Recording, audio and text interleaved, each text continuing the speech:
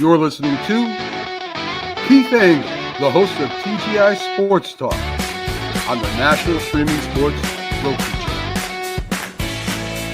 Football season is here, and SeatGeek is my go-to for buying tickets. Now with SeatGeek, every single ticket is backed with their buyer guarantee. We've all had plans change, and when you can't make it to the big game, SeatGeek has you covered. They're the only ticketer that allows you to return your tickets ahead of the event for credit with SeatGeek swaps. So when things come up, I know that my tickets won't go to waste. So what are you waiting for? Download the SeatGeek app to maximize your possibilities and shop live events with confidence.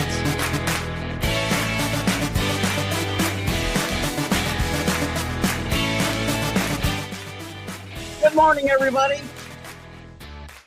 Keith Engle here for TGI Sports Talk Sunday Stream of Consciousness. Hope everybody's with us this morning. I'm trying to find out if we're streaming because we've had some issues streaming both. I haven't seen me there yet. Somebody tell me if I'm on any of my. I'm not on TGI Sports Talk. Good grief. We want to welcome everybody. Let me turn the music off here while we try to figure out some stuff.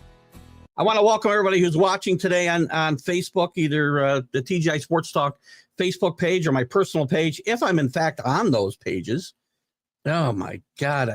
I don't know what Facebook is doing lately, or StreamYard. Maybe I shouldn't be blaming StreamYard. I don't know, but I'm not seeing myself live.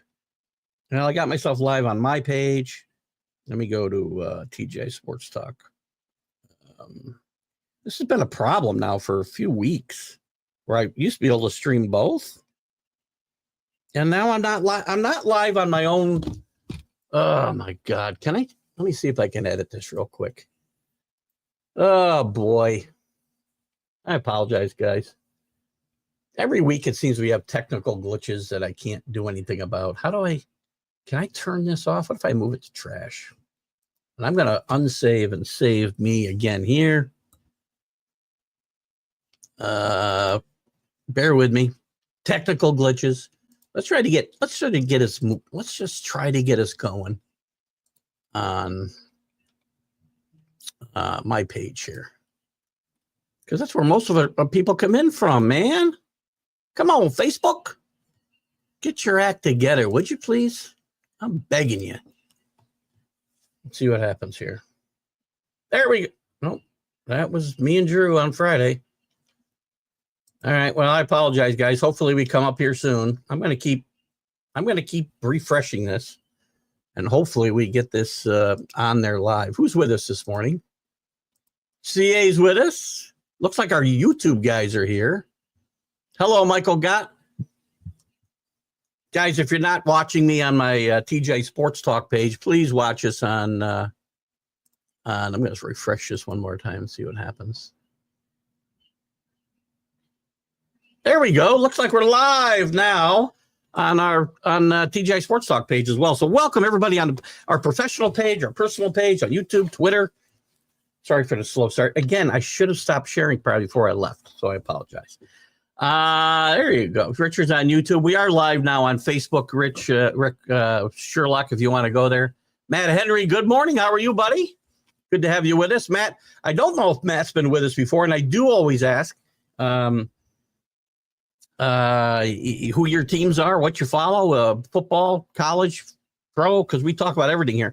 MLB, NHL, NBA, pillow fighting, whatever it might be. Michael Gott's with us across the pond. Great to have you with us. Ohio State. We're going to get into a lot of this, man. We got a lot to talk about. Michael, let me come back to that real quick. A quick shout out, DDH, thumbs up to you. Quick shout out to, we're on the Roku channel, the National Streaming Sports Roku channel, live again today, as well as all the platforms I mentioned before. Ralph Williams at RW Media, want to give a shout out to him, specifically the Sports Corner that he does every Tuesday from 4 to 6 p.m. Eastern with Smoking Jim Frazier. I've been a guest there several times and have certainly always enjoyed myself. What else? The groups. John Gonzalez sent me a great picture yesterday of himself on the field at MetLife Stadium. John works security there. And the Sports Authority is his group, by the way. He sent a great picture of himself with the Guy Fieri's son yesterday with a pickleball paddle. I'm not sure why Guy Fieri's son had a pickleball battle. But maybe John will come in and explain that to us. Greg Rawlings at America's Pastime, the love for baseball, Flo and the gang at Bottom Line Sports, does some great podcasting, which is done live on Let's Talk Sports, which is also a great supporter of this show. Tanner D and the guys do a great job over there. Ken Krause at Golf Bud, Sports of All Sorts. I missed somebody, didn't I? Whatever. Not whatever. I'm not putting you guys down. Lots to talk about. As Michael said yesterday, we got a lot to talk about in college football. SEC chaos reigns. Rick's Georgia Bulldogs are back in the SEC championship game after looking dead yesterday. Before going into yesterday, I should say. But are they better off being out of it? I feel like they lose now in the championship game. They stand a better chance of being out of the playoff than in. I'll give you my rankings. Indiana looks bad against Ohio State. We'll get back to Michael's comment in a second. Bama looks terrible.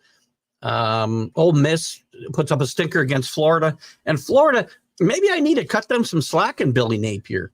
They beat some good football teams. LSU's kind of teetering a little. I'm not sure what they did yesterday. We'll have to take a look. And now Ole Miss, and all of their losses are the top 20 football or top 15 football teams, at least before this week's or next week's rankings. BYU with a crazy finish. Arizona State now looks to be in charge of the Big 12. Colorado with a bad loss yesterday. Again, craziness just abounds. You got teams all of a sudden now, like Arizona State, South Carolina, Clemson's back in the mix, Tulane's in the mix. Army took themselves out with a bad loss. We can get into the NFL if you like. Obviously, Daniel Jones released this week. I thought a classy exit for both of them. This was best for both sides. I thought Daniel Jones, who did not need to go to speak to the New York media, speaks to them after his release. I thought it was a classy exit. Speaking of not classy exits, there's no way Aaron Rodgers will be back in New York next year. Now there's rumors that in the next couple of weeks, he will be IR'd for the rest of the season, or maybe even outright released. We'll look at some of the big games this week. We'll give you all the picks as we do every week. Hall of Fame, we're down to 25 modern day era candidates. And the veterans, I shouldn't say the veterans. We can look at the veterans. I think we might have talked about them in the past, but we can look at that. And also Bob Kraft as a big story. Bob Kraft again overlooked in the contributor committee. How can Jerry Jones, how can some of these guys, and the guy that they selected over him has, been dead for decades and decades and decades, and I'm sure did a lot for football. I can't think of a lot of guys who have done a lot for more for football. I mean, there's George Halas, there's Rozelle, there's a bunch of guys. In this modern era, how many guys have been more important to the game of football than Robert Kraft? And don't give me your massage parlor stories. That's a bunch of BS, and you guys know it. Not the story. The guy went for a happy ending, whatever. The man built a dynasty, helped build a dynasty. He was in charge. These things happen from the top down, by the way. And he's also been a huge contributor to the NFL itself, on the rules committee, on competition committee. I shouldn't say the rules committee because I got problems with that. The competition committee. Lots of big stuff. I don't know what else you got to talk about. Soto's free agency continues, probably 5, maybe 6 finalists for him. What's it going to look like there? We got a bunch of new free agents. Drew and I talked about it Friday. That there'd be another bucket of free agents hitting the already mediocre bucket of free agents in my mind, other than the top 8 or so. Nothing yesterday stands out to me as guys that are going to turn a franchise around. Are there good players in that group? Yeah, for sure. So anyway, let's get to the comments. It's your show, guys. Let's have some fun this morning. So, Michael, Ohio State beat Indiana badly, by the way. But Rick, we talk about special teams all the time. Indiana killed themselves with special teams yesterday. Blocked punt inside their own 20, led to a touchdown. Punt return for a touchdown. There's 14. Their offense was putrid, except for the first drive of the game. And quite frankly, just not a good look for Indiana. I think they'll hang on to the peripheral of the playoff rankings this week. but I wouldn't be surprised before the season's out to see Indiana out. Indiana has not played had not played a ranked team before yesterday. And they showed yesterday that they may not be. You want to berate Notre Dame for their schedule? Indiana, even Miami, who we know I have a affinity for, have not played a great schedule. They've not played a top 25 team. Notre Dame beat up Army pretty good. Listen, that game could have been a lot more than 49, or I think it was 49-17, if I'm not mistaken. You don't beat up on the military schools if you don't have to. Notre Dame playing really good football. I say that, I guess, with a little bias because I have a big futures bet on them winning the national championship. They figured out how to use Riley Leonard. Their running game was tremendous yesterday. Again, their schedule, they're in Louisville, and Army was ranked yesterday, but they're not playing SEC schedule. I get that. So we'll see how that goes. What else did you say? Was hoping for a kind of upset. Turned out to be a dump squad. Actually, there was a bunch of upsets yesterday, though, that really affected the playoff run. Colorado getting upset out of the playoff. Ole Miss upset out of the playoff. BYU, I wouldn't call that an upset. I think Arizona State was favored, but they're out. Army gets beat. We had some other. Bama gets beat. They'll probably still be in a playoff for now, but on the bubble, guys. And maybe Bama's a team that's better off not playing in the conference championship game. Third loss will kill one of these teams, I'm afraid. So you had some upsets, Michael, but nothing at the very top.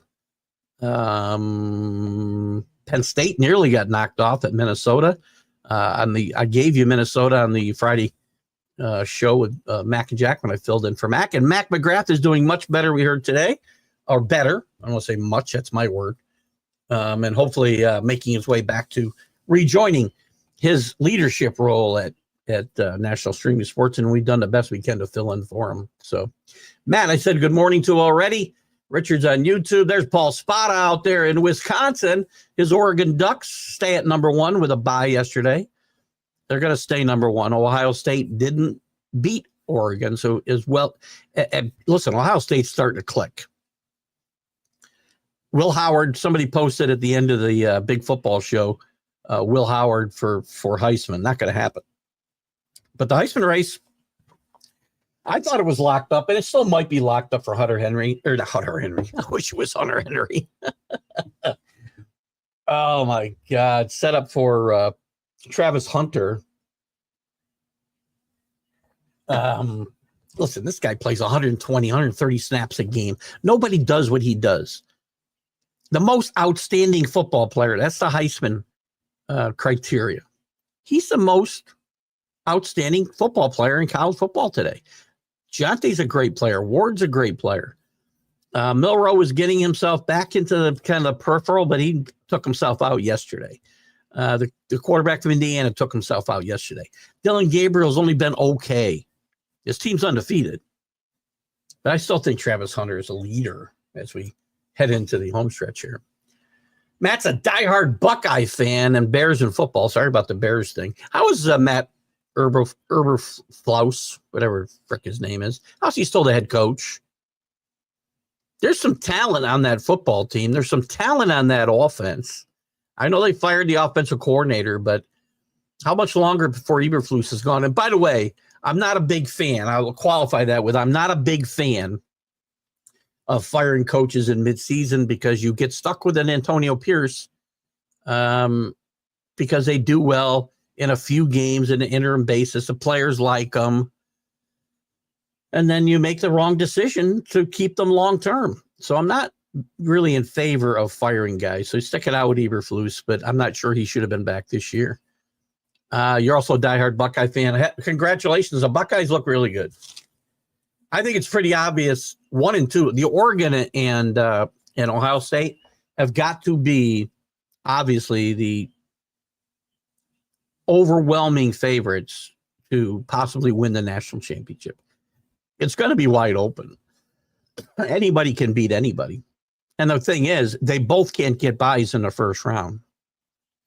The way the tournament's set up, I'm going to give you my picks or my rankings, but the rankings are going to be much different as far as buys and whatnot when you get into the bracket. For instance, I've got Notre Dame moving up past Penn State this week to 4, but they can't be ranked 4 for the rank. And again, I think the committee should rank them the way they're going to seed them. But Notre Dame can't get higher than a 5.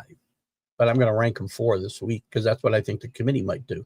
Maybe they'll leave them 5 just so they don't have to explain, the BS of why they don't or seed them to begin with. Matt Henry's old enough to remember Ohio State. Is Craig Krenzel is still in Miami. What? That's not that old, Matt. Because I remember who the hell is the guy who played? Not Condridge Holloway. He went to Cornelius Green, I think, was a quarterback when I was a kid at Ohio State. So I'm old enough to remember Archie Griffin winning back-to-back Heisman. So Craig Krenzel's not that old, dude. And he's still Miami's daddy. That's true. It's a good line. To add to my point, Rick, on Mac and Jack about Florida, at least they didn't quit. Oh, will you stop? I'm glad you put your little itch qualifier in there, Rick. God, Florida State just sucks. They're not good. You can't quit when you're no good. What did they do yesterday? Anybody know they played another 1-win team yesterday? We'll look at some of those games maybe. Or we'll review anything we don't talk about in college football. Remember, we've got the college football huddle every Wednesday at 7 p.m. But I will tell you what about Florida. Billy Napier, again, was the most likely to get fired Power 4 coach in the country. I said this on Mac and Jack. He saved his season. He saved his job. And this team has fought. Rick, I mentioned, if you heard me mention on the Big Football Show, that their 5 losses are all to teams in the top 15. Some of them not pretty. But maybe Florida's heading in the right direction. The kid they're playing quarterback now is playing really well. They beat a really good Ole Miss team. Boomer. Allen's national championship game was yesterday as he beat Alabama. And by the way, Allen, I got to tell you this. I said this on the Big Football Show. When you have a school as rich in tradition as Oklahoma, don't be storming the field when you win a game, a regular season game. I know you beat Alabama. It's not like you beat a 2-time reigning national champion or something. Guys, stop storming the courts and the fields. You're going to get people hurt. Yes, nice win. Jackson Arnold, God, did I say, is that his name, Jackson Arnold? I think it is, right? I know it's Arnold. If I have it wrong, correct me, Alan. Played a great football game yesterday. You talk about not quitting. Rick talks about quitters. Jackson Arnold could have quit when he got benched. He learned. He did what you're supposed to do when you get sat down. He watched. He learned. He got better. Played a great football game yesterday.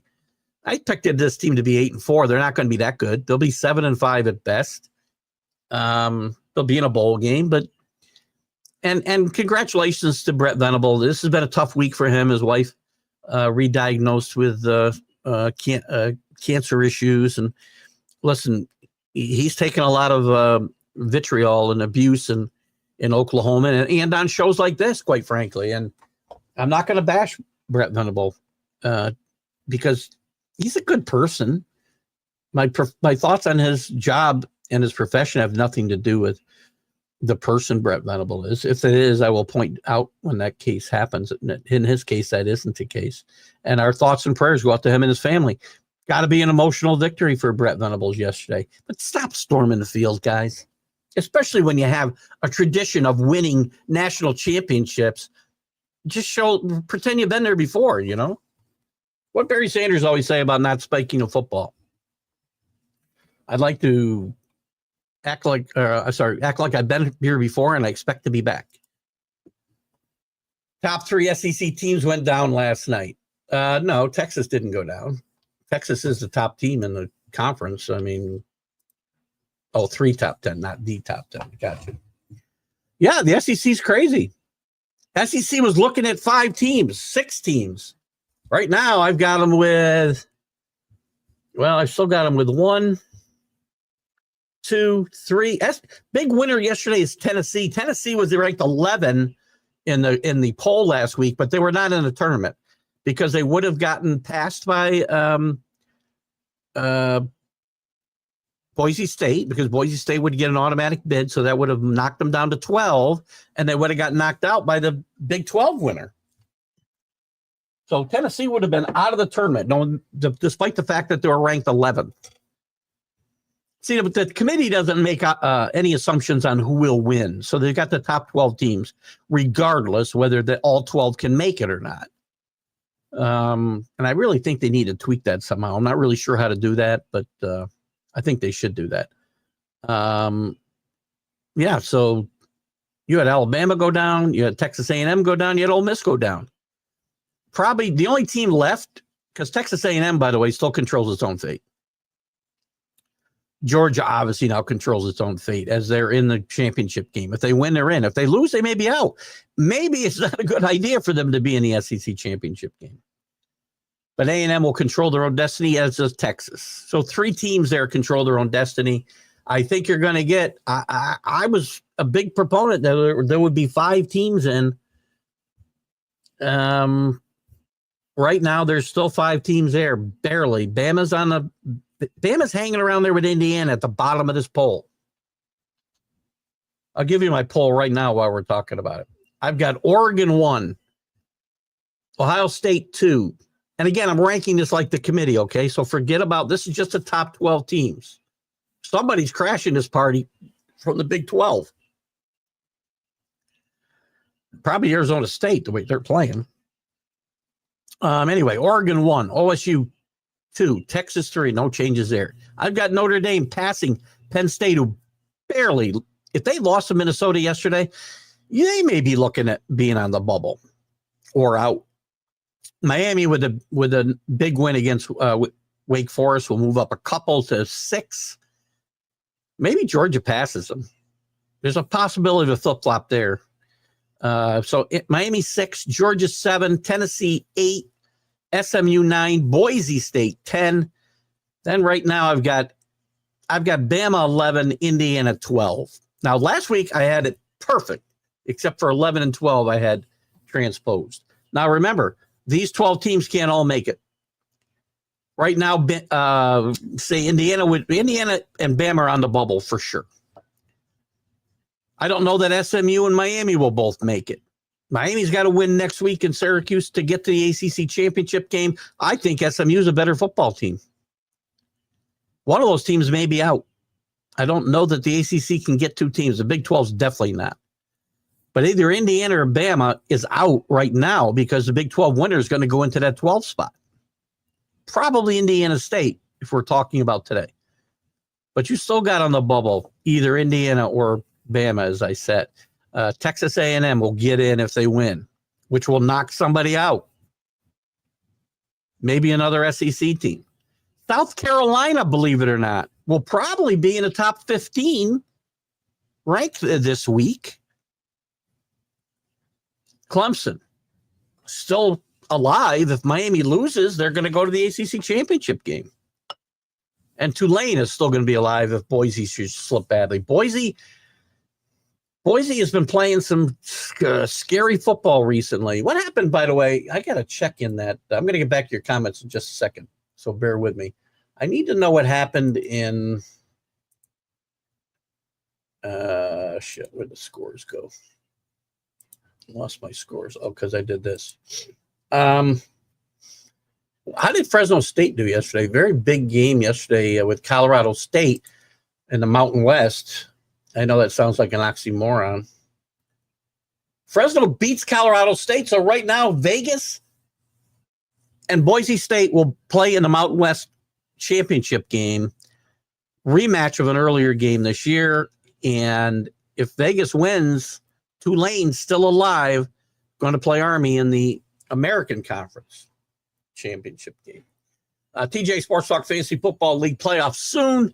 Our second season has been better than our first. 10 teams are playoff contenders, much tighter than last year. One thing we got to do next year, CA, is make sure, and I know we talked about it, it's not your fault, because I think we need to be able to start the league over and not just have the teams in that were played last year, because I'm telling you, the Mad New Yorkers not playing.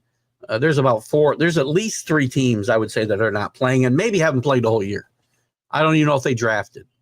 I know we had confirmation, and I'm not sure. The league, the way ESPN does it, it gets a little screwy because I know, or Yahoo, I'm sorry.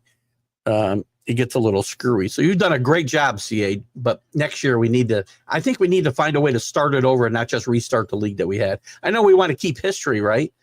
And fine, if we can start the new league, but also remove teams that we know aren't playing, we got to figure it out. It's not easy, and that's why I don't want to do it.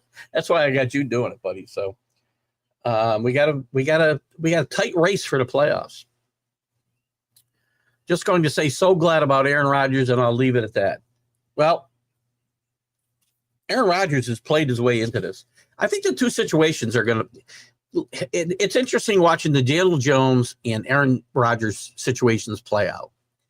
I think the Daniel Jones thing, as ugly as it got there, played out in a classy way. I thought the Giants did probably the best thing. They demoted him to fourth string, and why keep him around? Cut him loose, let him find a job. Maybe he hooks on somewhere now as a backup. Maybe he gets a shot somewhere. Listen, New York quarterbacks have left before and flourished elsewhere. I'm not saying Daniel Jones will, but he had a very classy statement, and he didn't need to talk to anybody after he was released. But he came to Giant Stadium and he made he read a statement for the press. Most guys don't do that. Aaron Rodgers' situation got much more ugly. Some people are trying to, absolve Aaron Rodgers of all of this. Well, he's not totally to blame for what's going on here. You look at simply the numbers, they're not terrible, but he's not a leader. He's told people close to him that he's not coming back to this mess. It's not going to be his choice. The Jets were never bringing him back next year. And if you're not bringing him back next year and you're out of the playoffs, I would get that distraction out of town right now. In fact, just so he couldn't go sign somewhere else, I might put him on the IR. If you don't think, and nobody's going to speak out against him, that was one of the arguments that came up when I talked about this, I think with Jack Hirsch last Friday, that you don't hear his teammates speaking out against him. Who's going to speak out against Aaron Rodgers while he's still in the clubhouse? Nobody. Wait till he's gone and see what happens. Then you'll find out whether we're right that he was the problem. It's a talented football team. Coaching's a problem, yes. By the way, I didn't mention Robert Saleh being mentioned as a potential replacement for Mike McCarthy now in Dallas. Colorado lost. Does that hurt Travis? Yeah, a little bit, Michael. I do think Travis Hunter has a substantial lead before yesterday, had a substantial lead before yesterday. I think he still does. To me, again, I've said now, I'm pretty sure everybody on the peripheral's gone. There's 3 guys that are in the running for this. It's Hunter, who, by the way, does something the other guys don't do. He plays 120 plus plays a game, and he has impact on both sides of the football. Nobody else can say that. It's the most outstanding player in college football. That's what the award's for. That's to take nothing away from Giante, who I think still has a chance, or Cam Ward. But the most outstanding player in college football has been Travis Hunter all year. The loss may hurt them a little bit, but it isn't like this. Again, if they were where I thought they'd be with 4 or 5 wins, I thought that would hurt him. This team's got 7 or 8 wins now, right? What do they got? And let's see, NFL. I get myself all set up and then I lose everything I have. Whatever. It doesn't matter. They've got about, I go down here and find it, I guess. 8-2. 8 wins. Nobody predicted 8 wins for Colorado. So he's got enough wins and played well in enough big games that I don't think it hurts his chances that much. I think it does close the gap for Giante and Ward. And, by the way, Cam Ward theoretically will have an extra game and so will Giante, or extra games. An extra game, because the voting is done right after the conference championship games. If they both play in conference championship games, which it looks like they will, if Miami should beat Syracuse this week, they get another chance to display their or enhance their case. A good question, Michael. Matt Henry. Alabama loss was huge. You think Indiana will get in now? I think there's still there's a lot of things that can happen. You got to remember, I have them right now at 11 or 12, Bam at 11 or 12. But they can't all make it because the Big 12 winner is going to pass one of these teams. At least one of these teams is going to be out. You got Georgia. If they lose the SEC championship game, they could fall back. I guess that's the big things you have to watch for right now. The big things that really will impact these teams. I don't think 8 teams could fall out. I said last week, there were 8 teams in the top 12 that could fall out of it. Well, one already did. Others are on the brink. Texas A&M wins out. They're going to knock out maybe Bama and Georgia, because the Big 12 winner will also jump into this pot. So at least 2 of these teams could be out of the mix. I think Syracuse, Clemson, Tulane are really, really long shots at this point, but they are kind of on the bubble. Bama could drop big because of the loss to a 2-5 SEC team. Plus, the loss to Vandy is also not going to help. I agree, Alan. They could drop a lot. I think they stay in the rankings. If they don't, the question is, if they don't, who do you put in there? Because A&M lost. Ole Miss lost. Colorado lost. So if they're going to drop Bama out of the 12th spot, then you got to bring in probably South Carolina. I'm sorry, not South Carolina. Arizona State.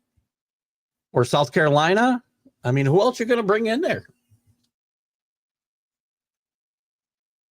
That's, there's only so many teams that you can. I'm looking to see if I missed somebody here. I mean, you're not going to put Clemson in the 12th spot right now. I got SMU at 9. They're already back in. BYU, no. So unless you're going to drop Arizona from 21 to 12, which is possible. I mean, to me, that's about the only option there is.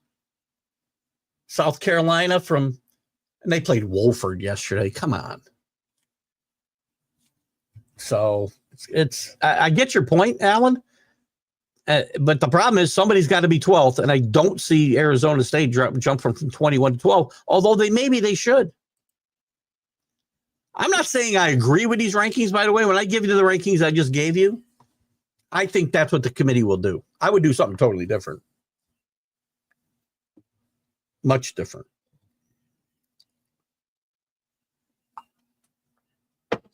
And to use my good buddy, I don't remember his name, Rick, Tim Dragula. What's his name? Tim?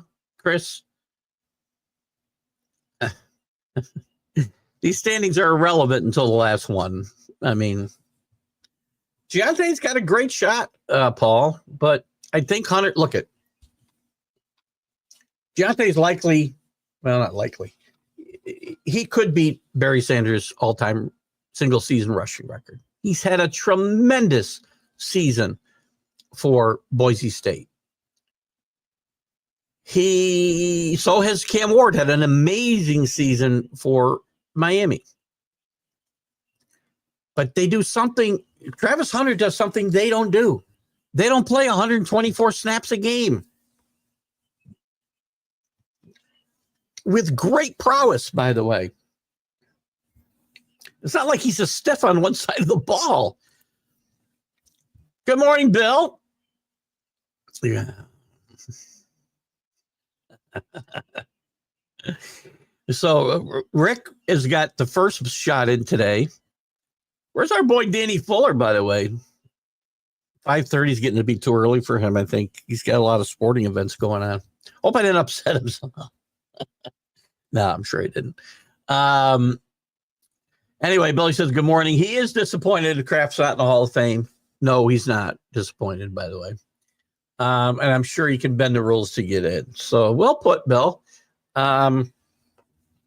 Here's the thing. Again, I'm going to engage. I always tell myself don't engage, right? But this is part of the fun of the show when the itches can push Keith's buttons. Why's my jacket so wide open, man? No class. Here's the thing. Give me a rule that Bob Kraft bent. What were the two big scandals? Scandals in the Patriots dynasty? Spygate. Was Bob Kraft involved in Spygate at all? That was Bill Belichick. He got fined.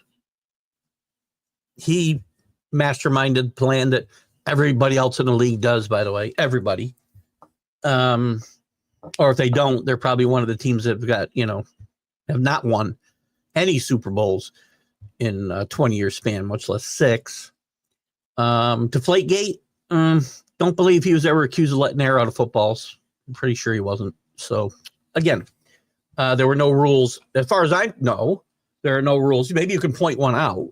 I'd be happy to entertain the notion, but there's no rules that because the obviously the intent of the comment is to say he has bent rules in the past. I know of no rule that Robert Kraft has ever been accused of bending.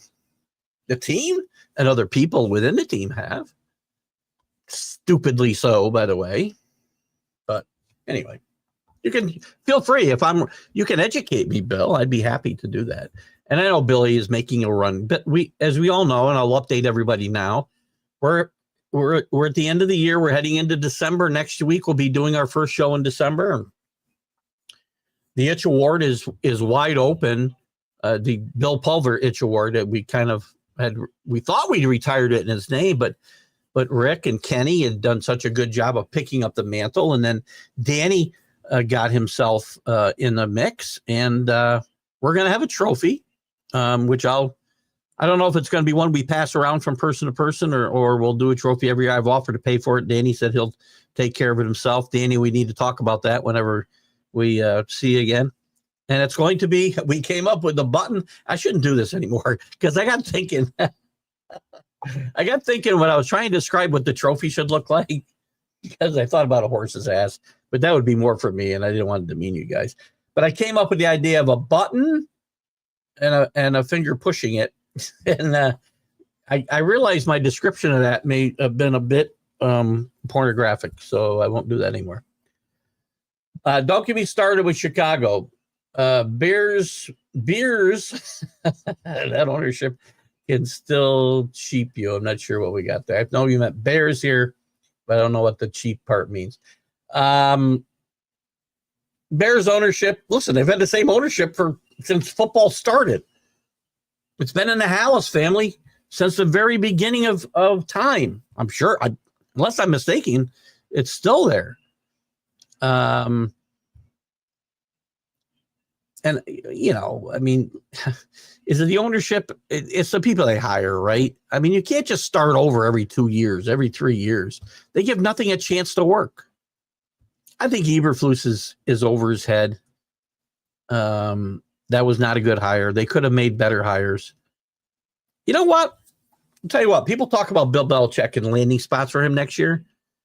And yesterday I saw Dallas and Seattle. I don't think he's going to Dallas. And Jacksonville. Jacksonville may not be a bad place for Belichick. As bad as the season's been this year, there is still some core talent there. The defense before this year was getting better. You got a quarterback that you can get him straightened out. But the Bears, may not be a bad spot for Belichick. I mentioned the Bengals. I think Zach Taylor could be in trouble there. That wouldn't be a bad landing spot for Belichick. So whether you like Belichick or not, get ready because he's back next year. Two guys I will guarantee you will be coaching in the NFL next year, Mike Vrabel and Bill Belichick. And I will also guarantee you those are two guys who are not coaching the Jets. Oh, no, I'm sorry. Bill Belichick and Vrabel could coach the Jets. Belichick and Rex Ryan will not be coaching the Jets next year. Rex Ryan is openly campaigning for the job. You graduated from the same high school as Eberflus? You're not the same age, are you, man? I mean, again, given what you said about Ohio State, maybe. Are you guys close in age? Is he a friend of yours? I haven't offended you, have I? Well, again, I offend a lot of people, and if I have offended you, I didn't do it on purpose. I don't go out of my way to offend people, but if I do, I do, and it's just part of the gig. But that's interesting. I'd like to. What school is it, by the way? I do not know where Matt Eberflus went to school, and I'd love to know how close you were in class-wise with him. Paul Spada says the only reason that Kraft is not in the Hall of Fame is that stupid. Nah, that's not keeping him out. There's no way that's keeping him out. Ray Lewis killed 2 people. I'm sorry. I'm moving into the slander area again. Ray Lewis was likely involved in the murder of 2 people. Not only came back and played pro football, but was a first ballot Hall of Famer. I don't think a little massage parlor trip is going to hurt Robert Kraft. I really don't, Paul. There's just stupid people. The NFL, number one, the way the NFL brings in Hall of Famers is just stupid. The guy who beat him, I should say beat him. I mean, all the candidates, by the way, this is seniors. We might talk about some of this. I might run down some of these guys that are. Here's the, maybe I lost. Oh, Robert Kraft.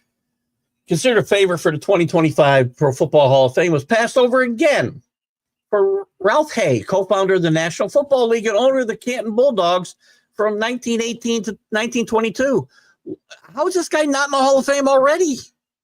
Co-founder of the National Football League. No, he should be in there. I'm not putting Ralph Hayes, I'm not putting him down. I mean, I read in this article that, George Halas, who we talked about a second ago, was saying Hayes should have been in the National Football Hall of Fame decades ago. But I don't think the massage spot. If it is, shame on them. Every guy who's on this freaking committee's probably been in a massage parlor. Oh, there. Now I just slandered a bunch of people. Do I have to mention their names to slander them? Where's my wife? CA, Luke Littler in the PDC Players Championship just advanced to the semis on FanDuel. Are you getting paid by FanDuel TV, by the way? You know, CA, for as often as I mention FanDuel TV extra channel here, I think we got to start getting a kickback here.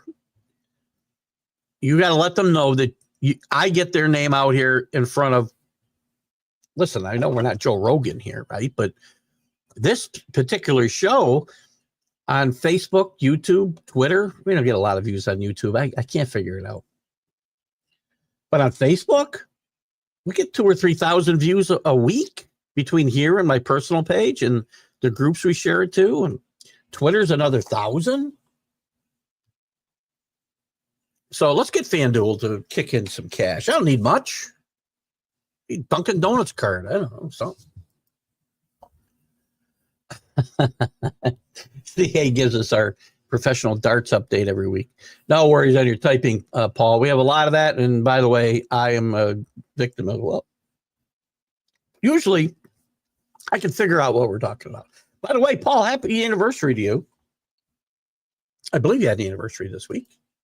If you didn't, I apologize. Probably check my facts. Matt Henry, the Big 12 will get a first round bye, yet have no ranked team above the top 15. That's correct. That's the way the standings are. No, they won't get a first round bye, by the way. No, that's incorrect. They'll play in a first round. Boise State. There's only 4 byes, and the group of 5, the 5 automatic bids, the top 4 ranked get the bye. So as we stand right now, and by the way, Arizona State's got a bullet. If they win out, they could pass Boise State. And they're going to have to be ranked in the top 12 to get in. But no, they wouldn't get a bye. Right now, as it stands today, the Big 12 would not get a bye. I guess they're going to rank these teams the same way, by the way. So you could see teams, now that I said that out loud, Matt, the way the committee's ranking the teams, you could see teams, you could see a team theoretically, I mean, unranked, theoretically could get in the tournament based on the criteria of league champions needing to get in. We can do away with all this if we would just take the proposal, the playoff format that I championed, but I did not come up with, Basement Bob, so don't sue me again. 16 teams, all 10 league champions get in. Easy. 6 at-large teams. Done. So anyway, Pac-12, the Big 12 is not guaranteed a first-round bye. But right now, Boise State would have that 4th bye. If O.J. Simpson is in the Hall of Fame, what was Paul's? Oh, yes. I just said, you're right. Yes, O.J. did. I talked about Ray Lewis committing 2 homicides. Possibly involved in 2 homicides. O.J. was convicted. Now, in fairness, Ray Lewis was inducted after the said murders, and O.J. was already in the Hall of Fame before he decided to become a mass murderer. Yeah, rest in no peace, O.J. Sorry, I don't mean to be so unchristian-like, but I have no... Goodbye. Of course, we'll never find the killers now, right? Because O.J. can't scour the golf courses across the country looking for them. BV, Brent Venables saved his job last night, too. Oklahoma continues to build this team. They'll be difficult to take down next year.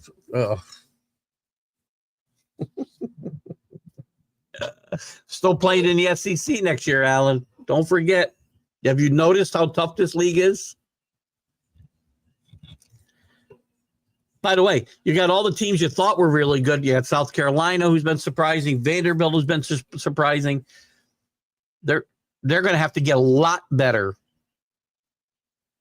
to be difficult to take down next year. I thought they'd be 8-4 this year. They disappointed even me. And I think Brent Venable, yes, I think he did save his job. I don't think, unless they really fell apart, got killed by Oklahoma yesterday, and just totally the wheels came off here in the end of the season, and whatever bowl game they play in that doesn't have any relevance to anything. I don't know that Oklahoma would be as cold-hearted as to fire Brent Venable at a time that is so troubling in his personal world now. So it's sad, and we wish him and his family the best for sure. I'm really trying to hold back on Brent Venable in Oklahoma because of the situation. Gators rookie quarterback and wide receiver combo decent. They're getting better. Listen, I said before the season, this team had one of the hardest schedules I'd ever seen. Georgia had a very hard schedule as well. Navigated it better than Florida did, so obviously they're a better football team. But Florida's lost only to top 15 teams. That'll change a little bit this week. Oh my God, I got a stink bug up here. I hate stink bugs. Bear with me, guys. Got to get rid of the stink bug. It's stink bug season. You guys have stink bugs where you are? Ugh. Hate them. Let me get to, let me look at, I want to look at Florida's schedule. And again, I have ripped Billy Napier and this team for 2 years. All right. The teams they lost to Miami badly. Not a pretty loss. They lost to Texas A&M by 13, not horrible. They lost to Tennessee by 6, a game they had a chance to win. They lost to Georgia in a team that had a chance to win. Finally lost by 2 touchdowns. They lost to Texas in blowout fashion. That's it. All top 15 teams. You got 3 teams in the top 10. 4 teams in the top 10. Miami, Tennessee, Texas, Georgia. Plus, they beat a team in the top 10. They beat a team that was close to the top 10 at the time in LSU. What LSU do yesterday, by the way? I need their schedule. Shit.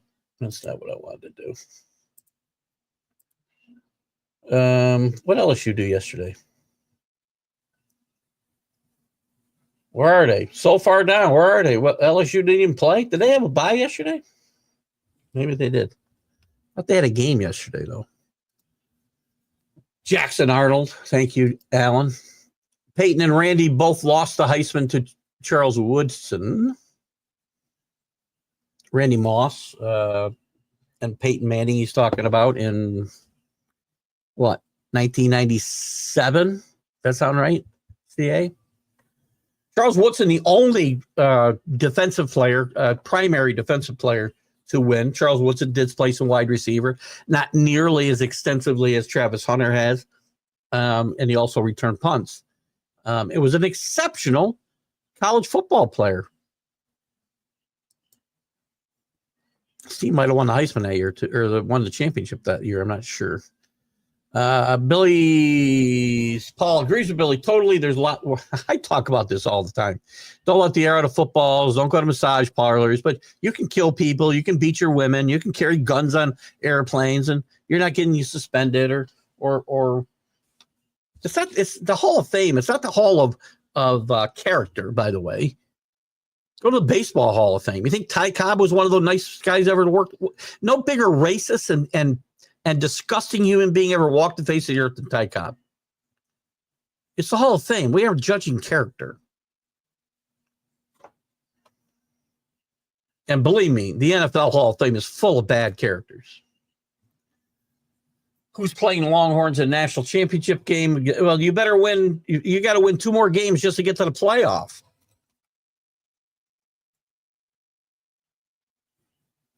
And again, maybe Texas is better off not Texas will get in no matter what if they get to the championship game. I'm not sure about Georgia losing and getting in. Kenny Gifford up on the mountain. Good morning, Kenny. Getting cold up there, I'll bet, eh? Well, we hit single digits up there at night yet? There's Drew. Good morning, Drew. Good to have you with us. How far behind am I, by the way? 8:51. Jeez, I'm way behind today. Problem with devaluing most of the MLB free agents is people are enamored with the big names, but it's frequently the lower ones. I didn't say they didn't make a difference. So just to be clear, much like Jose Iglesias with the Mets, Jason Romano could be one of those, as could be Austin Hayes. They're all crapshoots too, Drew. Every one of them. Yankees now are interested in Walker Buehler. Again, they're all crapshoots. I'm not saying, again, these guys won't be contributors to teams, but most of these guys are not they're not guys who single-handedly, that's all I said, are going to make a huge difference on your team. Will they be good complementary pieces? Yes. Would Jack Flaherty look good in pinstripes? He'd look good in pinstripes. Would he pitch well in pinstripes? Is a different story. I'm not a Jack Flaherty fan. Look back at Jack Flaherty's numbers, and I don't think they're all that great. How'd Flaherty pitch great in game 1 of the World Series? How'd he do in the next start? Not a fan. Again, I'm not knocking necessarily these lower tier. I'm not necessarily I'm devaluing them the fact that they're not Soto. I said there's 8 difference makers in this free agent draft. That's my only comment. Plenty of these guys. Austin Hayes would be a good addition for a lot of teams, maybe for the Yankees. Because again, the Yankees' priorities got to be, again, the Yankees have a ton of priorities. Soto probably shouldn't even be one of them. Because if you improve the team elsewhere, we don't need that big bat. I need a competent bat, one that can play center field and get Judge out of there every day, by the way. Probably a left fielder, second baseman, or a third baseman. Probably a first baseman. I need help at the back of the rotation. I need a closer. I've said for weeks, and Drew also said the same thing, I think, in our MLB review Friday. Sorry about audio problems, guys. I listened to it later, and I guess it wasn't as bad as I thought, but it's not fun to listen to for an hour, I know. So we'll get that straightened out. What's I going to say? Oh, Yankees come out of the World Series with more holes than any team I can remember. They also went into the series with more holes than any team I can remember, by the way. Oops, sorry. Paul, action don't matter anymore. Even actually being wrong doesn't matter either. Oh, gosh. So, Kenny, you obviously think that keep going to a massage parlor, as a lonely 80-year-old man, or whatever he was at the time, is cause to keep somebody out of the Hall of Fame. Hopefully you're talking about the other actions. But again, it's not the Hall of Character. Now, if you murder people, I don't even know how you get let back in the league like Ray Lewis. But don't let the air out of footballs. I'm still waiting for somebody to tell me what rules Bob Kraft bent or broke in the past. Of all the scandals Patriots had, Bob Kraft did not hatch any of them. I'm sorry, scandals. I love it. I love it when teams, and you notice nobody goes after the Patriots now. You notice they're probably not cheating now. That's right. Nobody went after Jim Harbaugh in Michigan until they were winning. Everybody does it. Everybody does it. All of this stuff, right? But everybody's not murdering people. I'm not sure what the being wrong thing matters, but I probably have an idea. It's speculation for the committee. They barely watch the games and they go, that's a good point. And they go rank. They go, again, we haven't matched up totally with the AP. I think they watch the games.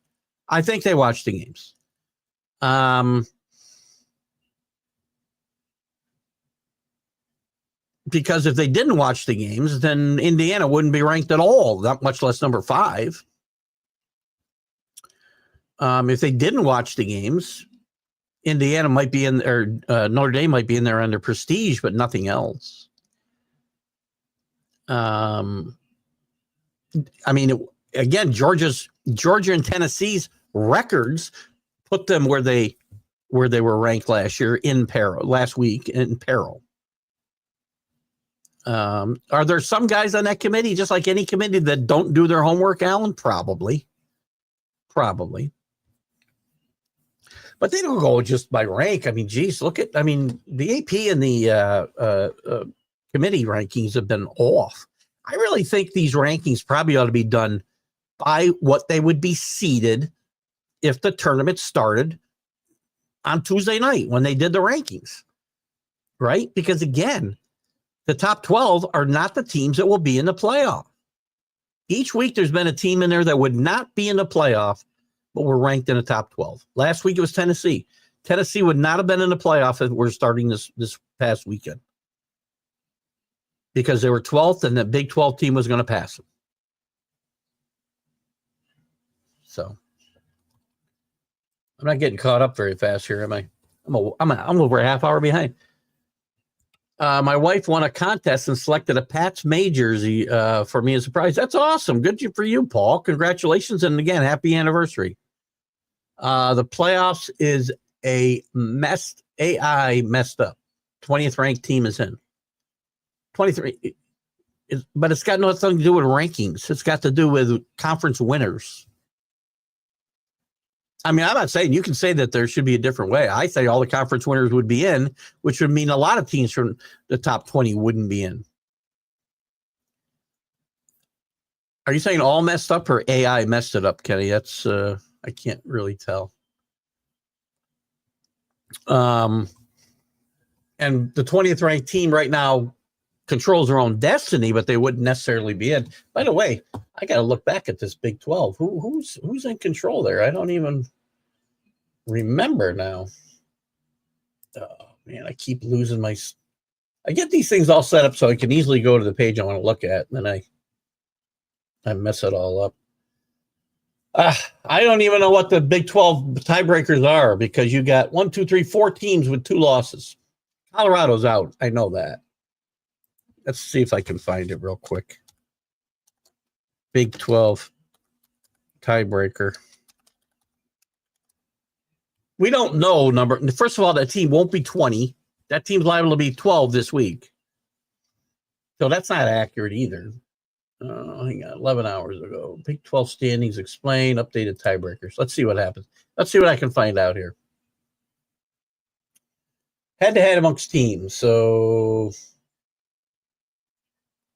path to the championship game. BYU lost to Arizona State, its second loss in a row. A win and losses by 2 of the other 3 teams by get BYU in. So they need 2 teams of the top 4 to lose. A 3-way tie by BYU, Arizona State, and Colorado will produce a BYU-Arizona championship. So BYU still got a shot. Arizona State controls their own destiny. Well, Colorado needs a win next week to get in. If they do, they find themselves in a 3-way tie at 7-2. The combination will get them into the title. Get the only combination of a 3-way tie that gets them in is Arizona State and Iowa State. So they're not dead yet. Arizona State needs to win and they're in. And Iowa State has the hardest time to get in. Common opponents tracker. I hate this. It's too hard these things are too hard to figure out. Most likely scenario right now is Arizona State. Iowa State is the most likely scenario right now. So Keith, I'm in. Hooked me up. I'll play, brother. What's that? Hook me up. Oh, for the TGI. I'm so far behind. We'll get you in. We got to get CA. We got to work on getting some of the Deadwood out. I'm sorry, guys. Don't take offense to my Deadwood comment. But if you got in the pool last year and didn't compete this year, and we didn't know, then it's not your fault necessarily. But that's why CA, we got to find a way to start from scratch. We can keep it. I'd like to be able to keep the history of the league. That'd be fun. But we just got to find a way to do this. This is Alan's prediction right now. Right. My rankings, by the way, were the way the polls will be ranked this week. That's why I have Notre Dame at 4, and Notre Dame can be no better than 6. I'm sorry, no better than 5. If Ohio State loses the championship game, by the way, which is what you're saying, I don't see them ranked number 5. I see them ranked behind Notre Dame, but not Penn State. I don't think Penn State stays as high as 7 when all is said and done. I think the SEC winner, maybe the SEC runner-up, I should say, depending. I don't know if I can say that. Georgia might be out.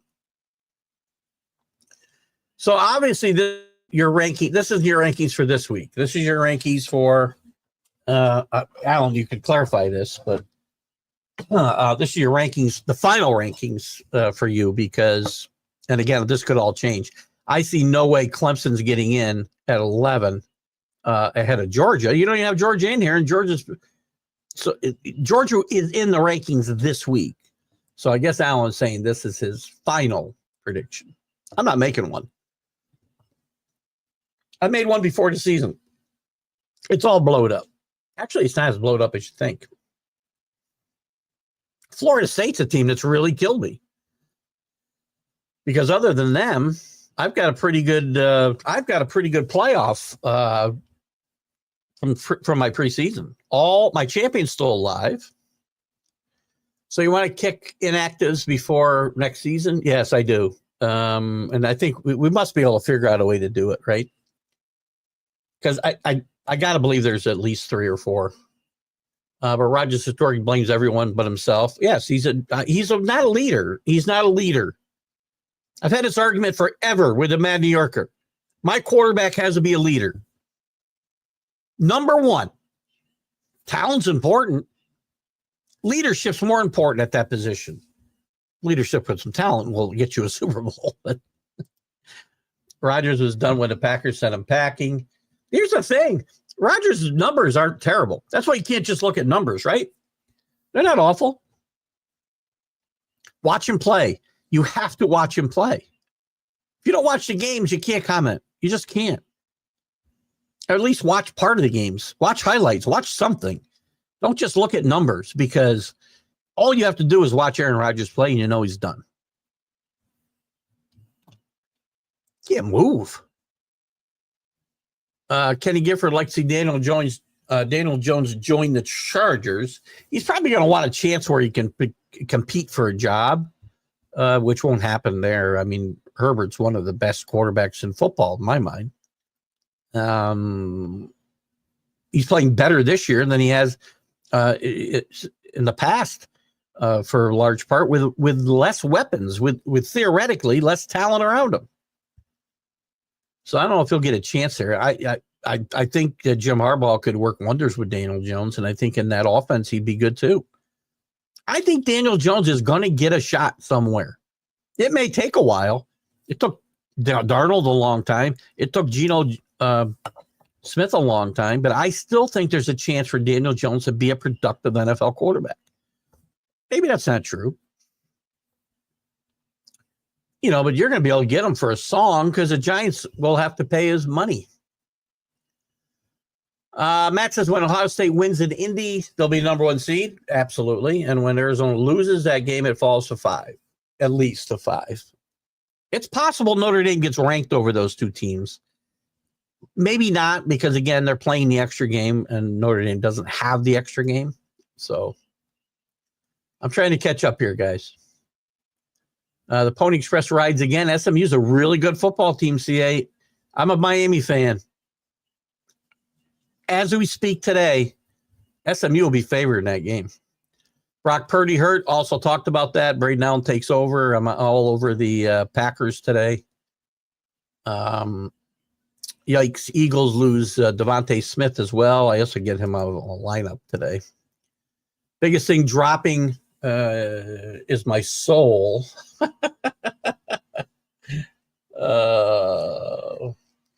Right now, the SEC still stands to get 5 teams in. Texas, Georgia, Tennessee. I said that's 4 teams. I guess 4 teams. A&M could play their way in, but it's going to knock Bama out potentially. Going to be interesting. Pickens blames the snowy weather. The Steelers lost. Is it snow in Pittsburgh? Pickens is a jerk, by the way. Pickens didn't block for his running backs last year. Said he doesn't get paid to block. What? You get paid to play football. It's a bad look to get beat up by one of the worst teams in football and then go say they're no good and the weather beats you. Pickens is an idiot. Plain and simple. Obscene, maybe? Which one was obscene? Oh, my little button pushing thing? Florida State played Charleston Southern 121-7. Thank you, Rick, for that. I couldn't find them. Southern's quarterback was a podcast co-host? For me?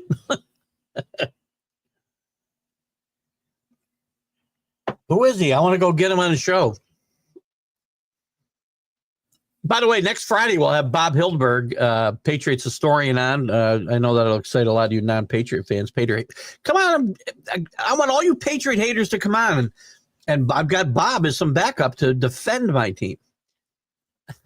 And in 2 weeks we'll have Billy Sample, former Yankee, former Ranger, former Brave, on the one-on-one interview show next Friday morning. Bob Hildberg and Billy Sample coming up. And again, some of the other guys, I've got Artis Gilmore, who just keeps answering yes, but not giving me a date. Former NBA great. Rick Barry, former NBA great, is a go. It's just a matter of getting it in the interview. I guess probably we'll get. He lives on the West Coast, but he's on the East Coast now. And I tried to get an interview with him last week, and he just never replied to me. So we'll get Rick eventually. We're going to get June Jones eventually. It's just a little quiet time in the interview world. George Hallis and Curly Lambeau were both original cheats of professional football. They go back. Everybody. I'm not even look at. I don't even use the word cheat. Everybody does it to get an advantage. Everybody does something to get an advantage. Some do it better than others. Some get good, and then people want to knock them down. I've seen it up close. Whoops, lost this. Whitmer High School in Toledo, Ohio. Eberflus is a few years older than Matt. Interesting. Sorry it took us so long to get to that, Matt. We're way behind in comments. I'm doing my best to get caught up here. We fall behind because I go off on a tangent. The Bears defense was ranked first last season. Opponents, that's good. What's their record this year? What's that got to do with this year, Carlos? Because they're worse, you're saying, or what? I don't know what we're saying here. What does that got to do with this season? They still play decent defense. They scored 194 points. Coaches get fired for that. The record's 4-6. They're on a 4-game losing streak. Coaches get fired for that. They've got a good offense. They've got talent on offense and can't move the football or put the ball in the end zone. They turn it over too much. So last season defensive rank should keep the Bear coaching. I'm not sure where we're going there. Again, I need some context. Jack High School teammates. It's with an A, Rick, but that's fine. Us Perth graduates, listen, I knew what you were talking about.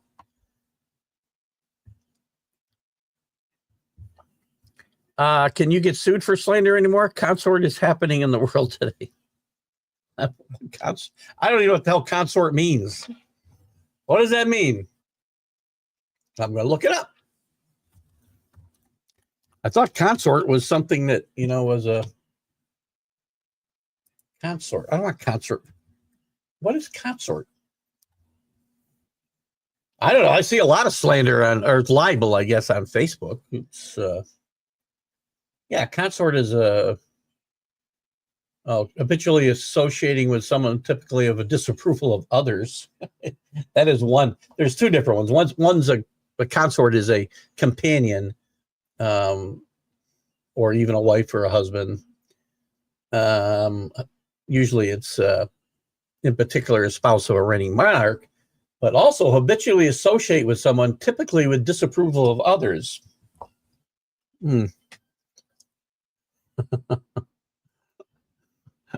All I can do is giggle.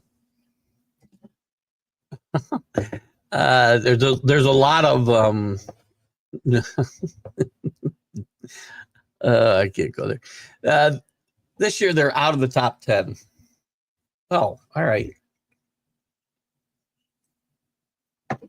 Again, I needed all the facts at once because otherwise I'm going to rip you, Carlos. If you just give me half the information. No, bud, but here's where y'all catch. No, but here's y'all catch free PDC darts. I was only kidding. I'm not expecting them to give me any money. Bears need a lot of help getting a new coach. There's always guys who are going to take a job for millions of dollars. By the way, where's Jeremy? I need Jeremy Bellerike. I'm probably saying his last name wrong.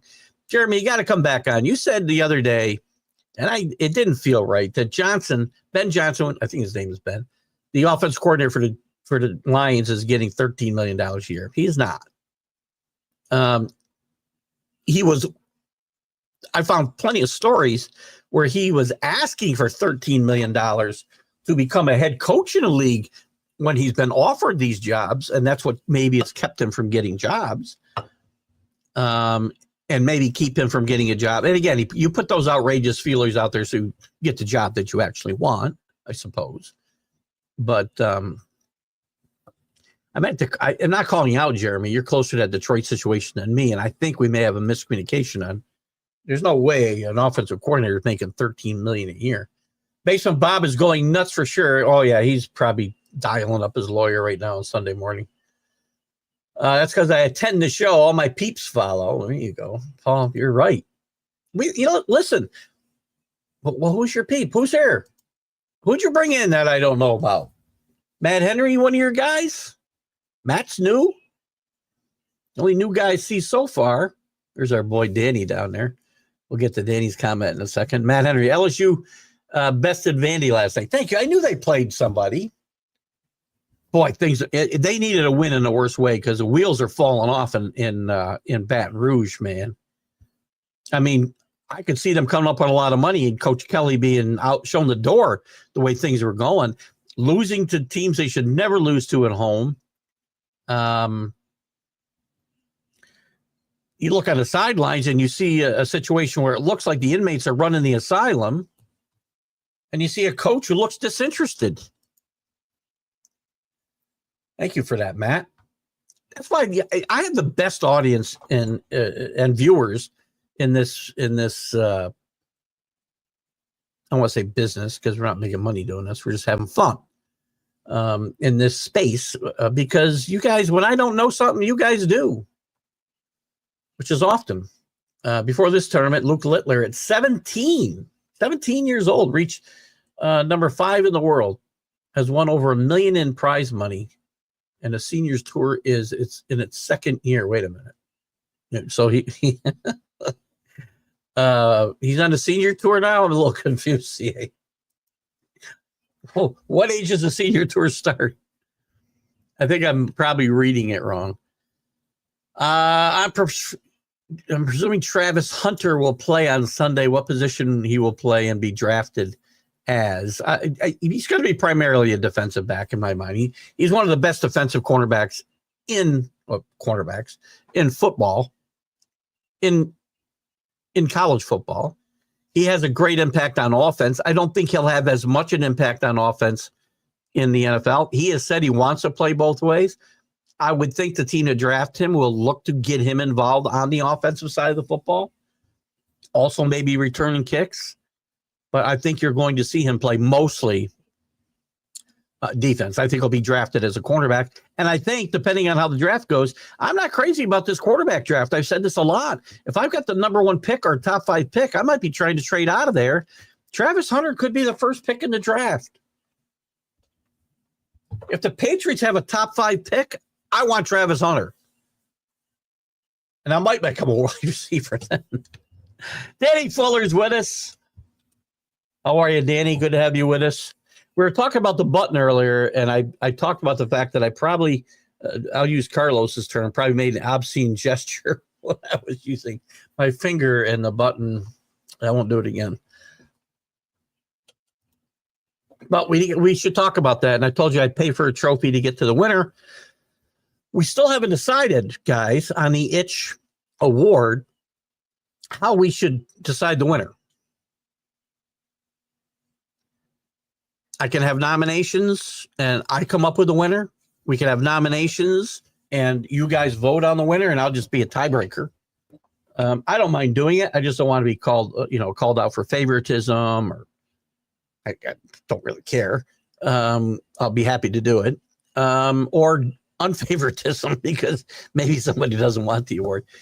Billy, Alabama had a terrible ref call in the fourth quarter and called back a TD and had a turnover to ball. Well, they were never in this game. I agree. Terrible ref call in the fourth quarter, but look at Milroe didn't play well. The defense didn't play well. At no point did I feel like this team was in this game. Well, I should say 3-3. I thought they were in the game. I thought this game turned on Oklahoma scoring just before the half, and it was over. Alabama looked disinterested the rest of the game. Milroe was terrible. He'd come off 4 really good games, put himself at least back in the peripheral of the Heisman conversation, wasn't going to win, but might have been invited as a finalist. Bye. And he might have cost Alabama a playoff spot at the same time, or they did, not he by himself. Yankees apparently tendered Grisham. Why?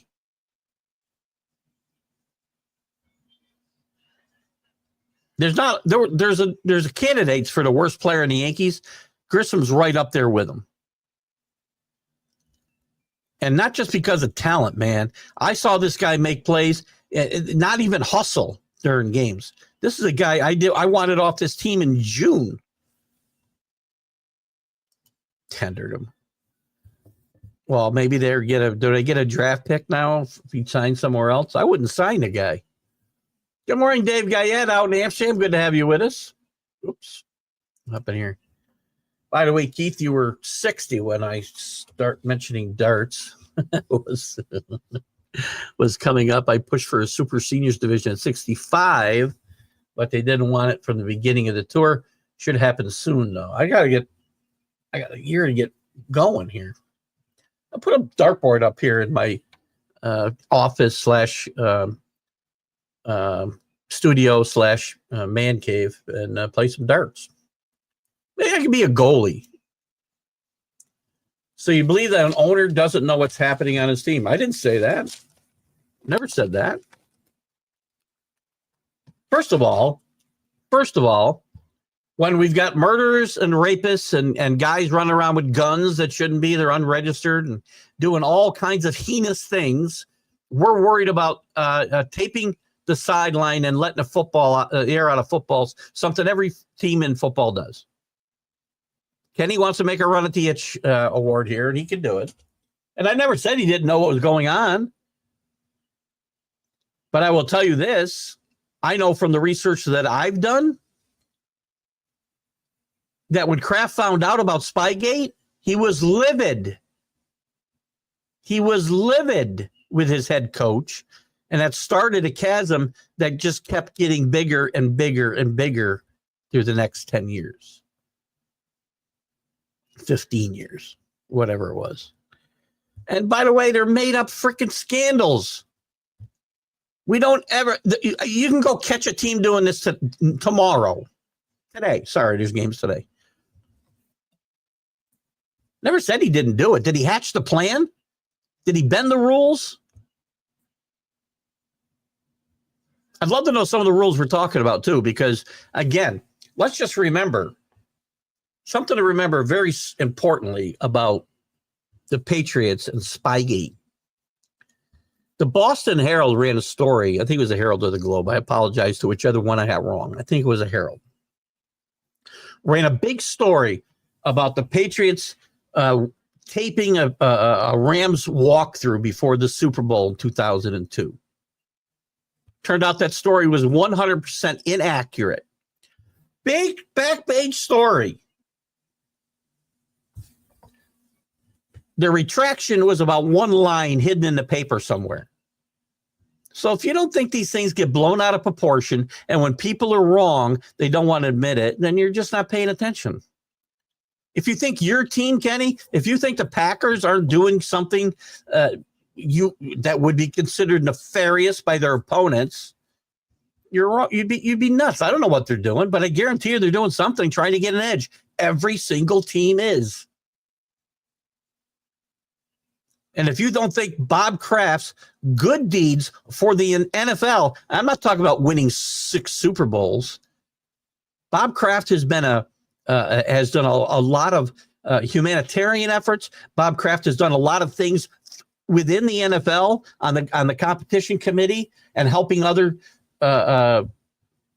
owners get a leg up. If you don't think that outweighs 2 ridiculously trumped up scandals, but we're going to let Ray Lewis be elected into the Hall of Fame after being involved in 2 murders in Atlanta on the Super Bowl weekend. Really?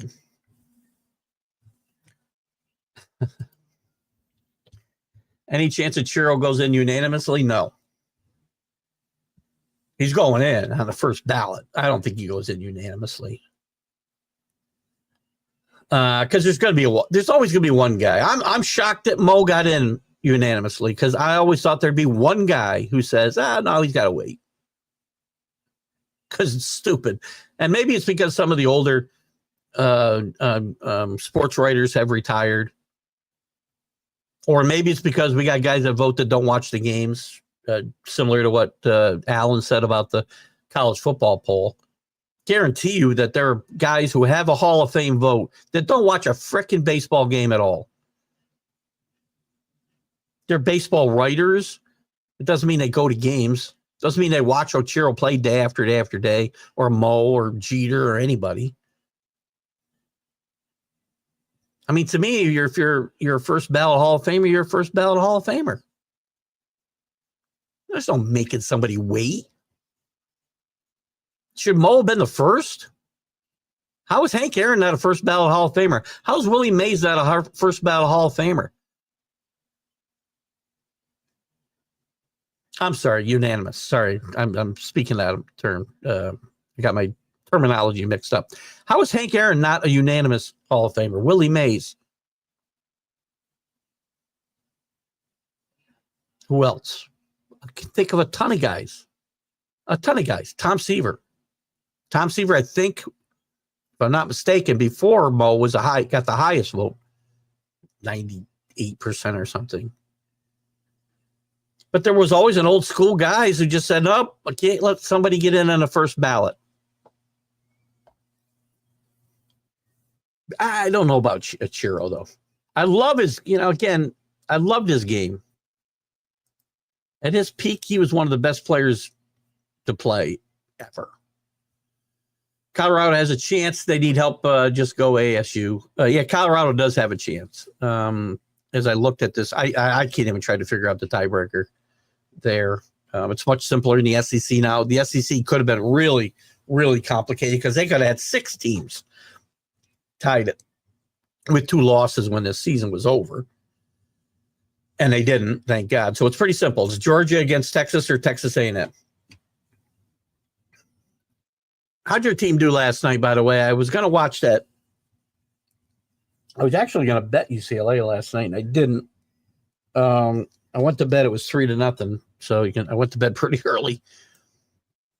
Jonathan, India, Jolie Welmer, Brady Singer, trades begin. Yeah, I'm going to need more than that to get myself excited about the offseason. But yes, we do have things will kick off. The winter meetings, I think, start around the 9th, 8th or 9th of December. I do think, Drew, that Soto will sign probably that week or in the middle of December. And the free agent, by the way, it's going to impact the trade activity as well, because again, teams aren't going to make trades for guys when they think they don't know what their salary situation is going to be. I don't know. I'm just going to tell you right now, I really think Danny's Dodgers bankroll is going to find a way to creatively get Soto in the fold. And again, we can talk about the evil empire in New York all we want, but they're doing a good job of building their own evil empire out west. Rick Sherrill, good morning. Go Vikings and Redskins fans forever. Danny's got more teams than Billy Pulver. Or no, sorry, Joe Chabrowski. I'm caught up with the thank yous. I'd probably get caught up faster if I didn't do all these hellos and thank yous. How am I doing? What time? I can look at these. I'm up to 9:37, so I'm only 22 minutes behind now. I've caught up about 15 minutes. Kraft authorized a publication of nearly $20,000 world rebuttal. What has that got to do with him being involved in a scandal? That's still not bending any rules, Billy.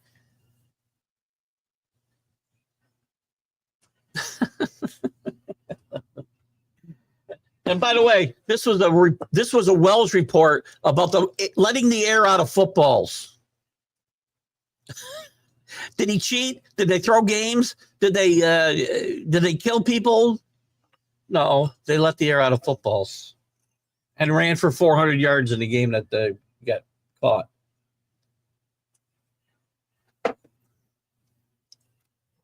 Just because you defend somebody does not mean you're involved in a crime. Oh, Jesus. So Jerry Jones, who fathers children out of wedlock, he's an upstanding human being, and he's in the Football Hall of Fame. He hasn't won a Super Bowl in about, 30 years. He's been irrelevant. His team's been irrelevant for most of that time as far as championships. Hasn't won a playoff game. Maybe won one playoff game in those 30 years. Built a monument to himself as a football stadium, so I guess he's got that going for him.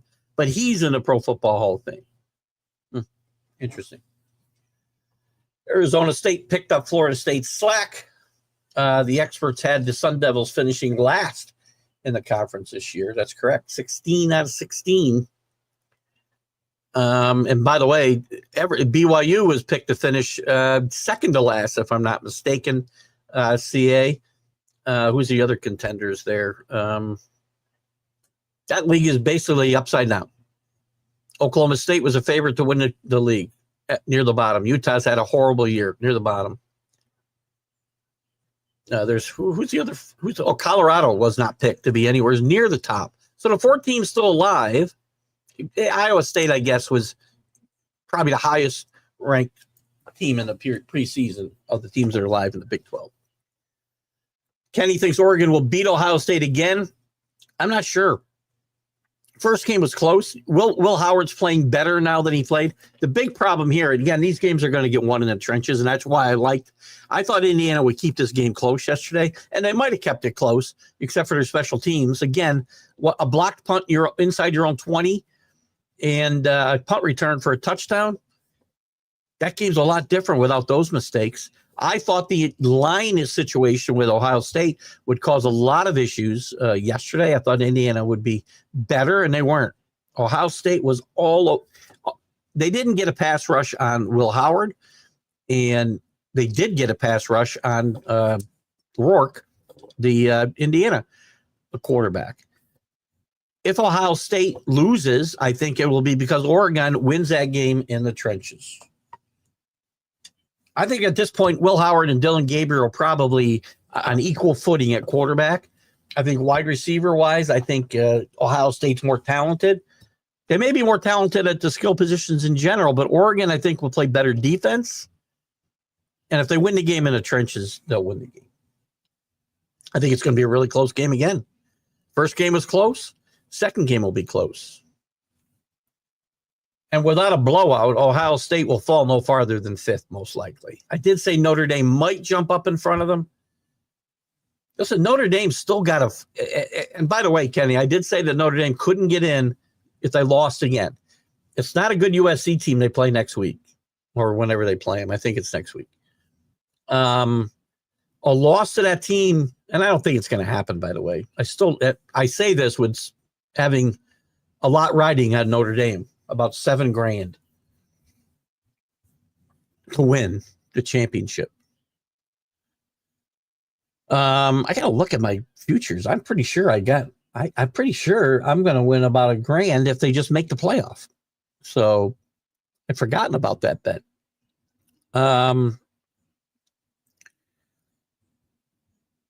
Where was I? They can't lose. They still leave themselves open to these SEC teams sliding somebody in with 3 losses ahead of Notre Dame. They're going to want as many SEC teams as they can get. Yes, Notre Dame brings name value. I don't think they lose. I'm going to tell you right now, Notre Dame's playing right now. And again, you're going to bring up the competition they play, and that's a valid argument.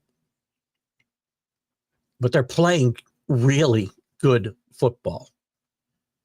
They have figured out what Riley Leonard is And Riley Leonard has figured out that offense, and he is playing at a tremendously high level right now. And Notre Dame is as hot as anybody in college football right now. Again, lesser competition, understood. Do I have an agenda? I do. They may very well go in, and they're going to get a home game, by the way, right now.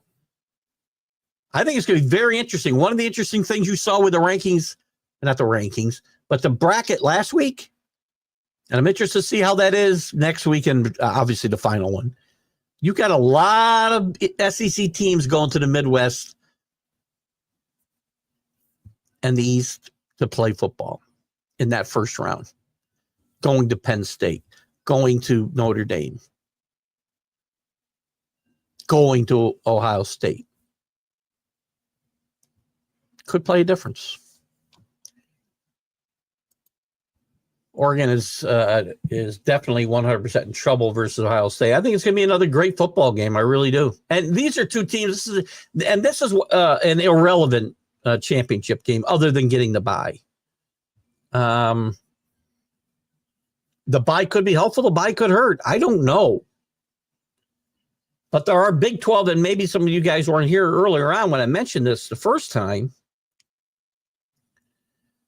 Some of these Big 12, some of these championship games could hurt the teams that are in them. I think Georgia losing the SEC championship game will put their playoff chances in jeopardy.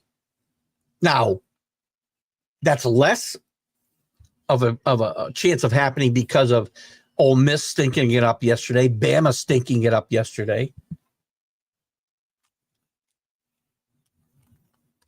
But what happens if Georgia loses the SEC championship game and Bama's still on the bubble? Bama's beat Georgia. Does head-to-head mean more than getting to the championship game? I don't know. I don't know the answer. I have an answer. I think the head-to-head means something. Your overall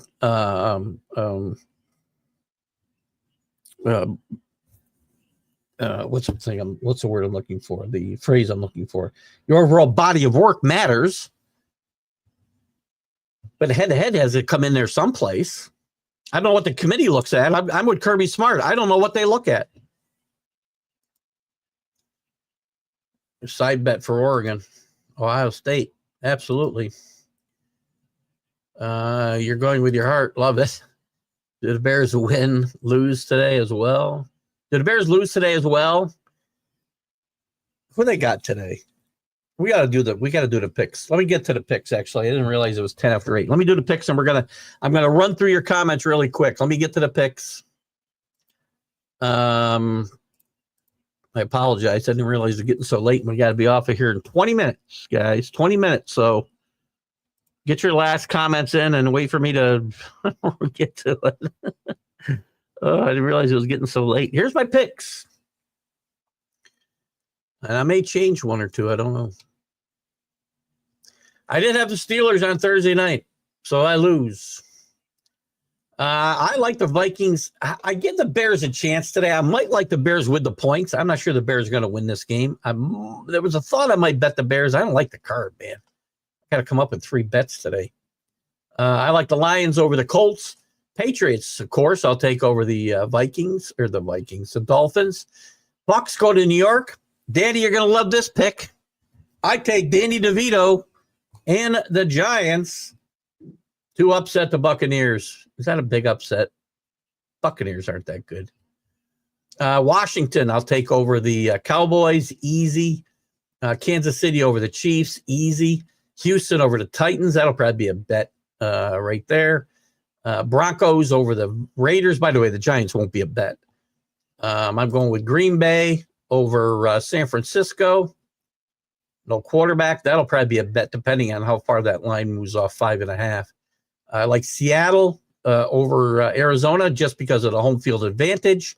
I'm going to take the Rams to upset the Eagles today at home, and the Chargers will also get an upset at home over the Ravens. Where's our standings real quick, and then I'll try to run through our How do I get to the group now? Well, here we go. TGI Sports Talk. Here's the standings. Last week we had, it's week 12.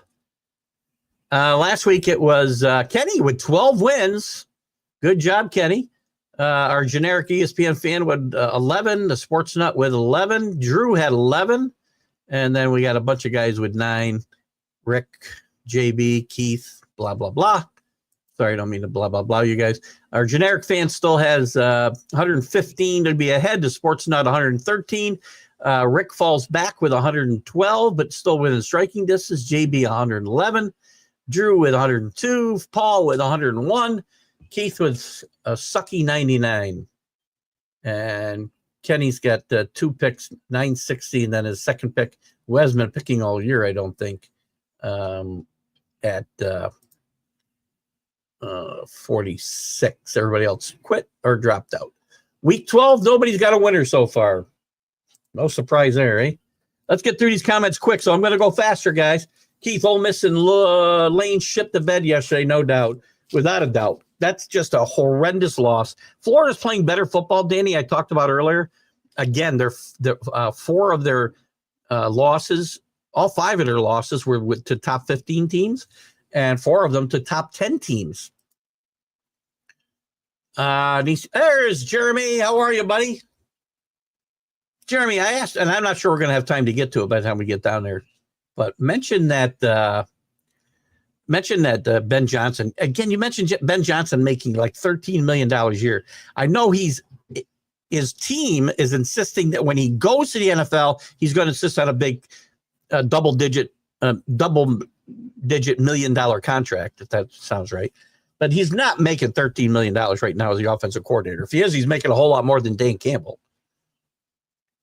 But good morning, Jeremy. Always good to have Jeremy with us. Congratulations, Max Verstappen, finishing 5th today at the Las Vegas Grand Prix. Now a 4-time Formula One champion. We don't do a lot of auto racing here, but we're happy to throw that comment out there. Congratulations, Max. Kenny Gifford, Danny Lane is not a true winner. Always seem to squander great opportunities. I don't disagree. Lane Kiffin is definitely falling into James Franklin territory. And I've always been a Lane Kiffin promoter. You can use the new dartboard to help you make your pick'ems. That, Drew, is very funny. Funny is always funny in Keith's world. Alan, the committee will try anything to help Bama, just like it did last year. Well, again, they could get bumped. So you had an unregistered gun, Keith, because the national media. So who had them? Because the national media got that part of the Jameson. I'm not talking about Jameson Williams story. No, I'm going back. How about Plexico Burress shooting himself in the freaking leg in a nightclub? He got back in the NFL. help the Giants win a Super Bowl over the Patriots after freaking shooting himself in the leg and spending time in upstate in prison. So he carries it. And by no, I wasn't talking about Jameson Williams. I was talking about other guys. I guarantee you, you will find a ton of unregistered handguns in the luggage or the lockers of NFL players, wherever, somewhere on their persons. How about my own guy, Aaron Hernandez, a serial killer, not a mass murderer, by the way. There's a difference. Mass murder, you kill everybody at once. Serial killer, you kill them over time. So, yeah, I'm just saying, I'm not singling out any one player. I'm talking in generalities here. There are, I guarantee you, I don't know how many guys have been involved in murder. I have no idea. Probably scary. It'd probably be scary to look. But I guarantee you there are more woman batters and illegal gun carriers and illegal drug use people than we even care to think about. But don't do anything different. He was mad because they got caught. No, he was defending his player and thought it was wrong. Was he mad? Sure. And I never denied they did anything myself. Again, I'll tell you it's overrated. Paul Spada is wrong. Bill the time, never admits it. I'm not sure what that means. Eli Manning will probably get in unanimously. Does anybody get in unanimously in the NFL? How stupid is it when you have an election, you have to have between 5 and 9 or whatever the numbers are today. You can't have 0. If nobody's, you could have guys that are not. By the way, and I got a question here. Eli Manning is going to get in the Hall of Fame. No doubt about it. I don't think he'll be unanimous, Jeremy. Well, how's Jim Plunkett not in the Hall of Fame? 2 Super Bowl victories. Do his career numbers add up to Eli Manning's? No, but he played on some bad teams. He came back from the abyss, by the way. He was this close to not even being in the league. He was a 3rd-string quarterback when the Raiders picked him up. He won 2 Super Bowls. Has to be in the Hall of Fame. Has to be in the Hall of Fame. He is as part of the Veterans Committee. They haven't cut down theirs yet. Linking sports Hall of Fame candidates with scandals and whether they should be there or not. Where do we stand on Pete Rose? I've always said, and I haven't wavered, Pete Rose should be in the Hall of Fame. Not now because he's dead, but forever. You can't have a Hall of Fame without Pete Rose. Pete Rose is one of the great players ever to play the game. Did he do something bad? Yes. Put him in there, warts and all. I say the same thing about the steroids guys because I don't know who used or didn't use them. The guys who you do know that use them that you're keeping out, Bonds, Clemens, whoever else, put it on their plaque. Cheated the game. Put whatever you want on their plaque. Barry Bonds was a Hall of Famer before he ever used steroids. Pete Rose is a Hall of Famer. He never got the fact that, just because he never bet against the Reds doesn't mean he didn't bet against the Reds, because every time he didn't bet on the Reds to win, he was betting on them thinking he would lose, and he's sending messages. But Pete Rose has to be in the Hall of Fame. I heard Stevie Wonder has a vote. I love it. NFL is scripted. Oh my God. Proof to games. No, they're not. No, they're not. Kenny, if you weren't a friend of mine, I wouldn't even read this actually. NFL is scripted. The proof is the games and the way it's officiated. When the quarterback asks the refs to tell him someone is coming up behind them, I'm kind of speaks for itself. Yeah. Okay. I don't know why you watch the games, Kenny. Unless you're like a professional wrestling fan, don't watch the games. They're not scripted. They're not fixed. And everybody's entitled to their opinion, no matter how wrong it is. Again, this is one of the, and when I read this on social media, right, and this is not, Kenny, again, see, in Kenny's defense, this is not something, that he alone thinks. It's all over social media. And I wonder to myself, why are you guys even watching the games? I don't watch professional wrestling. Bad refereeing does not equal fixed or scripted games. Just doesn't. Been listening forever. So the NFL, they're going to risk billions and billions of dollars by scripting games and it coming out as a big scandal. And by the way, you could keep that a secret today, couldn't you? It's so easy to keep secrets today. Oh, sorry, Kenny. You just happen to be the messenger. Pete Rose will get posthumously within 5 years. If I Pete Rose, I'll give him the finger for not putting me in before.